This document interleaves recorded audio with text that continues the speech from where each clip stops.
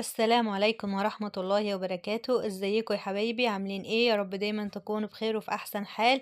رجعت لكم بقى في فيديو جديد. ما تنسوش تشتركوا في القناة وتفعلوا زر الجرس عشان يوصلكم كل فيديو جديد انزله. اول حاجة كده، اللهم صل وسلم وبارك على سيدنا محمد وعلى اله وصحبه اجمعين. تعالوا كده نبدأ الفيديو بتاعنا ونقول بسم الله. طبعا زي ما انتم شايفين كده، صباح الخير كده، ايه، نصحى الصبح كده نلاقي المنظر ده في وشنا فنتفائل كده في الحياة. فزي ما انتم شايفين كده، كان عندي بقى كمية مواعين كتيرة كده خالص بايتة من بالليل يعني. فعايزة بقى تتغسل وكده. وعايزة اقول لكم كمان ايه، الورق اللي انا كنت لازقاه على الرخامة ده طلع مش حلو خالص خالص خالص. لو كنتوا فاكرين قبل كده ان انا كنت عاملة ورق لونه ابيض، بس المرة دي قلت اغير واجيب الاسود ده. والله كنت جايباه على العيد اصلا، بس طلع وحش خالص. زي ما انتم شايفين، بصوا بيض ازاي من حوالين الحوض، عشان طبعا ده اكتر مكان بستخدم فيه الرخامة وكده. فالدنيا بايظة يعني. فالمهم هنا بقى كنت زي ما انتم شايفين كده، كنت بقى بغلي كده شوية كركديه في الحر بقى وكده. فقلت اعمل بقى كركديه كده ايه، واحطه في التلاجة يبقى ساعة يرطب علينا كده لما نبقى عطشانين ولا حاجة، عشان كان بقالي كتير يعني ما عملتش اي عصير ولا اي حاجة. فقلت كان عندي، فقلت اعمل شوية. طبعا كنت مطلعه بقى المصفى دي والبلاستيكية عشان ابقى اصفيه فيه يعني، بس لما كنت مستنية لما يغلي شوية وكده. فهنا طبعا زي ما انتم شايفين بقى كمية المواعين دي كلها عايزة تتغسل بقى وتتظبط، عشان نظبط الحوض بتاعنا كده ونبدأ يومنا كده ايه على نظافة. فانا دلوقتي بقى ايه، هبدأ بقى ان انا اغسل المواعين دي واظبط الدنيا كده في المطبخ واروقها واظبطها، عشان طبعا نعمل الغدا بتاعنا بقى ونشوف اليوم بتاعنا هيمشي ازاي. واعمل طبعا الكركديه كده، هصفيه بقى واظبطه واحليه واحطه في الازاز واحطه في التلاجة. هنا طبعا كان عندي غسيل، الغسيل ده فقرة أساسية، كل يوم لازم أغسل. طبعا بتبقى أكتر هو لبس الولاد وكده. فعلى طول بقى إيه، لما بيكون عندي شوية فبغسلهم على طول وانشرهم، لأن أنا بصراحة كنت بسيب يعني يتجمع، فكان بيبقى كتير وببقى بيبقى متعب يعني وكده. فأنا قلت إيه، شوية بشوية كده هعملهم. طبعا هنا زي ما انتم شايفين بقى فتحت الشباك كده عشان يدخل النور كده ويظبط الدنيا. وادي بقى كمية المواعين بقى اللي انا غسلتها، كوبايات وحلل واطباق وحاجات كتيرة كده. حطيت طبعا في صينية كده على البوتاجاز عشان يتصفى، غير اللي كان هنا عشان ما كانش فيه مكان يعني. فقلت ايه، احط شوية هنا وشوية هنا. طبعا كل ده دلوقتي هرصه. بصوا بقى الحوض زي ما بقول لكم، شايفين الفرق؟ شايفين الورقة هنا كل الرسمة اللي كانت موجودة اتمسحت ازاي؟ شوفوا حوالين الحوض بقى وحش خالص اصلا. حتى النوع ده معرفش هو يعني ليه كده. التاني كان بلاستيك كده وحلو، ده بحس ان هو ورق. فالمهم يعني ان انا ان شاء الله هبقى اغيره يعني واجيب من النوع التاني اللي هو الحلو ده. فالمهم زي ما انتم شايفين بقى كده، انا رتبت المطبخ وكنست الارض وظبطتها وظبطت الدنيا في المطبخ كده. دلوقتي بقى مفضلش غير ان انا ارص بقى الحاجات بتاعتي دي كلها في اماكنها، عشان ايه، المطبخ كده يبقى رايق قدامي وميبقاش فيه اي حاجه، واعرف يعني ان انا اطبخ او استخدم اي حاجه منهم. لان طول ما الحاجات دي موجوده انا مش هعرف اعمل اي حاجه، لا على الرخامه ولا على البوتاجاز طبعا، لان كمان الرخامه عندي صغيره يعني، الحته اللي عليها الاطباق والحاجات دي هي اللي انا بستخدمها على طول. فدلوقتي بقى هظبط الحاجات دي كلها واروح بقى انشر الغسيل عشان مكنتش لسه نشرته، وافتح بقى البلكونه كده واظبط الدنيا وايه، واشوف بقى هعمل ايه تاني يعني في اليوم بتاعي. عايزه اقول لكم ان انا كنت مطلعه كده ايه اكل عشان اعمله. فدلوقتي بقى بصوا، كنت بوريكم الرخامه تاني. من الرخامه من كل الجوانب بايظه بصراحه، الورق يعني. طبعا هنا بقى ضربت كده شويه طماطم كده في الخلاط عشان عندي باميه، هعمل لحمه بالباميه. ودي طبعا حتة لحمة كانت موجودة عندي كده من أيام العيد بقى اللي كان جاينا فيها لحمة وكده. فكانت موجودة عندي فطلعتها وقطعتها.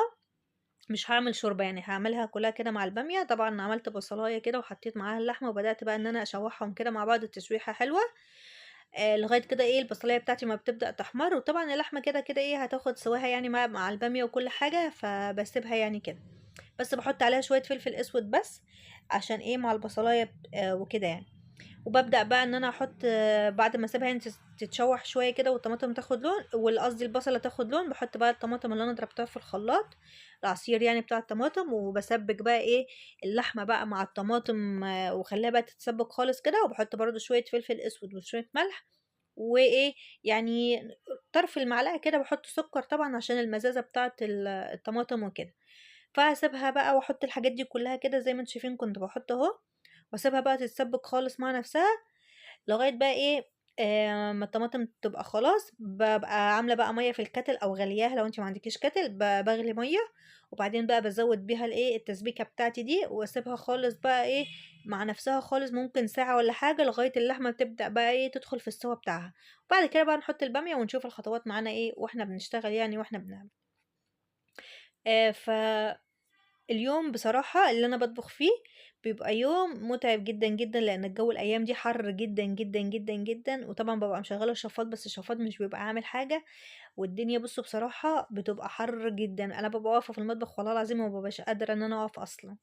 فالمهم زي ما قُلت لكم سِبت بقى اللحمة تستوي بقى مع نفسها خالص بعد ما زوّدت المَيّة، وطلّعت بقى المكنسة هنا عشان السجادة دي كان واقع عليها حاجات فتافيت كده مكان ما كنا بناكل، فهاضبّط الدنيا بقى وأكنس الشقة كلّها كده لغاية إيه، ما اللحمة بقى إيه بتاعتي تستوي وكده، فقُلت أستغل الوقت وأكنس بقى الشقة كلّها وأضبّطها، عشان بُصّوا كده حاجات كتيرة واقعة كده في الأرض صغيّرة، وعايزة أقول لكم إن إحنا بقى دخلنا في الحَر، فتلاقوا بقى الله أكبر إيه النمل ما أقولكوش.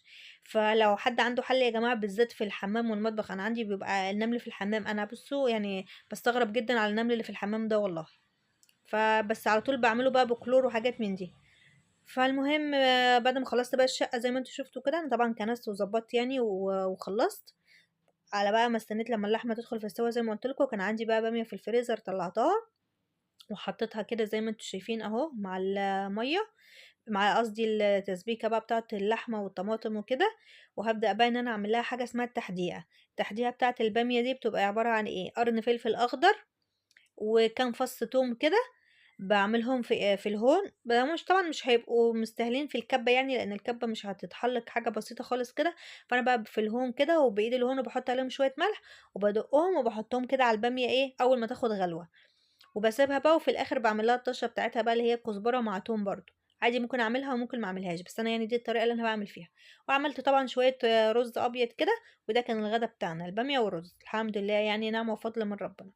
عايزة أقول لكم بقى زي ما قُلت لكم على زفت النمل ده استغفر الله العظيم يا رب، يعني مطلّع عينينا والله العظيم. إحنا طبعًا كنا اتغدينا الحمد لله وخلّصنا، ما كانش عندي غير كام طبق بس صغيرين اللي إحنا كنا متغديين فيهم وحاطاهم في الحوض، فطبعًا بقى زي ما قُلت لكم لقيت إيه، حاجات كده ماشية وبتاع، فرُحت جاية بقى شايلة الدنيا كلّها.